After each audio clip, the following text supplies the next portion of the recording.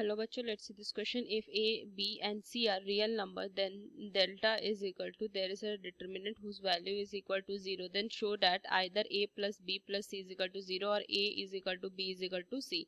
तो चलिए इस क्वेश्चन को सॉल्व करते हैं. तो की कंसेप्ट अप्लाई करेंगे. इस क्वेश्चन में ना मुझे इस डिटर्मिनेंट की वैल्यू ना 0 के इक्वल दी हुई है. तो मुझे शो करना है कि a b c क्या है, इनका एडिशन जो है 0 के इक्वल या तो फिर ये इक्वल है.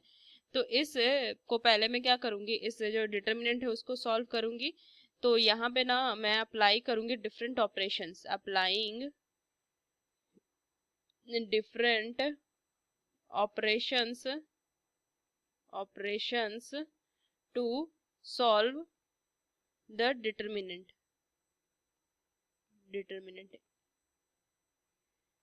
तो चलिए बस इस क्वेश्चन को सॉल्व करते हैं. तो अगर मैं देखूं तो डेल्टा मुझे गिवन है b plus C plus A plus B, और इधर दिया हुआ है c plus A plus B and b plus C, A plus B plus C plus A. ये इक्वल है 0 के. तो बस अगर मैं ऑपरेशन यहाँ पे लगाऊं, देखिए ये कॉलम 1 है, कॉलम 2 है, कॉलम 3 है, R1 है, R2 है और R3 है. तो अगर मैं यहाँ पे ऑपरेशन लगाऊंगी सो C1 को मैं क्या लिख सकती हूँ, C1 plus C2 plus C3. तो यहाँ से डेल्टा इज इक्वल टू आ जाएगा 2 into A plus B plus C, 2 into A plus B plus C and 2 into A plus B plus सी.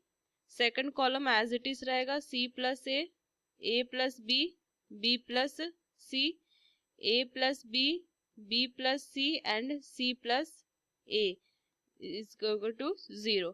सो अगर मैं फर्स्ट कॉलम से 2a plus B plus C common ले लूं तो क्या लिखेंगे, delta is equal to 2a plus B plus C. First column से मैं कॉमन ले ली तो 1 आ जाएगा इधर, तो c plus A plus B and b plus सी.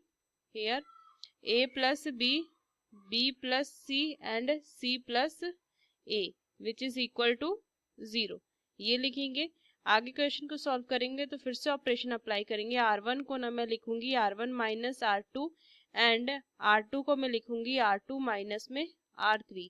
तो क्या आ जाएगा value 2 into A plus B plus सी, और इधर अगर मैं देखूं तो माइनस करूंगी तो क्या आ जाएगा वैल्यू, ये R1 माइनस है R2 तो ये तो 0 हो जाएगा 0, और इधर देखूं तो C minus B A minus C. Here कितना आ जाएगा, अगर मैं देखूं 0 a minus C and b minus A. इधर कितना आ जाएगा 1 b plus C and C plus A is equal to 0. अब इसे मैं ओपन करूंगी, एक्सपैंड करूंगी फर्स्ट कॉलम के टुवर्ड. सो लिखेंगे expanding along first C1. So इसे मैं लिखूं, सो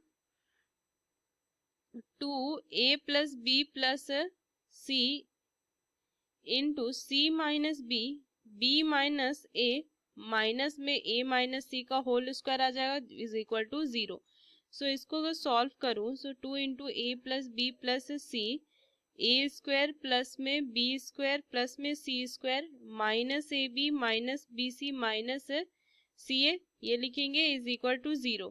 सो ये क्या आ जाएगा a प्लस बी प्लस सी, और इधर मैं लिख दूंगी क्या आ जाएगा 2a स्क्वायर प्लस में 2b स्क्वायर प्लस में 2c स्क्वायर माइनस में 2ab माइनस में 2bc माइनस में 2ca, ये लिखेंगे इज इक्वल टू 0. सो ये वैल्यू आ जाएगी a plus B plus C, a minus B का होल स्क्वायर लिख सकते हैं प्लस में b माइनस सी का होल स्क्वायर प्लस में c माइनस a का whole square is equal to 0. So इससे मैं क्या कंक्लूड कर सकती हूँ कि a plus B plus C is equal to 0 होगा, या तो a minus B whole square plus में b minus C whole square plus में c minus A whole square is equal to 0. तो अगर मैं देखूं ये पॉसिबल कब है, ये पॉसिबल तब है विच इज